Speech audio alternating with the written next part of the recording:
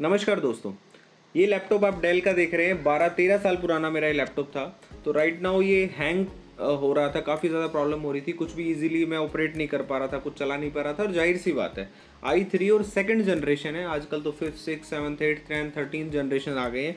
बहुत पुराना हो गया था, कुछ भी काम करने में बहुत ज़्यादा दिक्कत हो रही थी मुझे।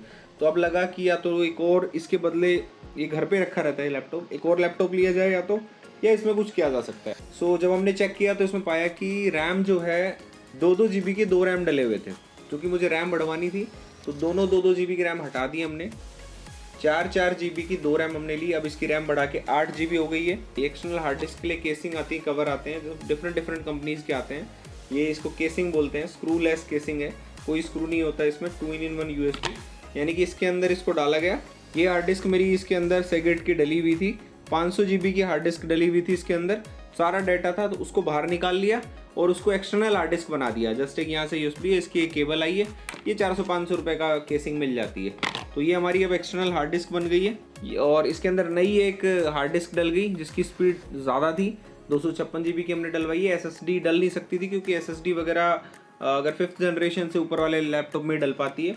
तो ये सब हमने किया नई इसकी हार्ड डिस्क डलने के बाद में। और अब हमारी इसकी सिस्टम बिल्कुल नया, तो बिल्कुल नया नहीं कह सकते, लेकिन बहुत अच्छी स्पीड हो गई है पहले से। विंडोज़ हमारी इसमें विंडो 8 डली हुई थी इसमें पहले। तो अब हमारी विंडो 10 डल गई इसमें, प्रोफेशनल विंडो 10 डल गई। तो ये सब चीज़ें होने के बाद में अब हमारा लैपटॉप जो है वर्किंग वेरी फाइन।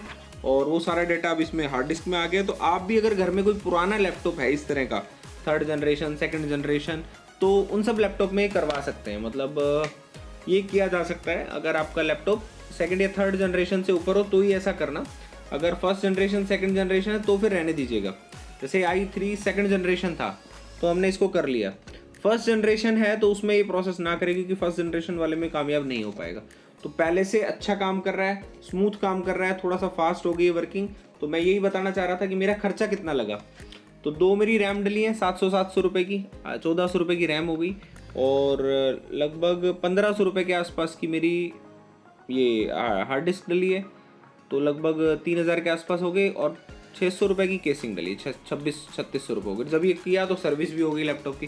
तो 3600 रुपये में 3600 रुपये में नया लैपटॉप हो गया। अभी बिल्कुल फ्रेश न्यू विंडो, बिल्कुल खाली, 8 GB रैम के साथ में i3 2nd generation 256 GB hard disk का न्यू लैपटॉप बन गया मेरा ये 3600 रुपये के खर्चे के साथ। तो आप भी इसको करवा सकते हैं अगर आपको इस तरह के पुराने लैपटॉप में कोई दिक्कत आ रही है। Thank you. वीडियो अच्छी लगे तो शेयर कर दें। थैंक यू दोस्तों।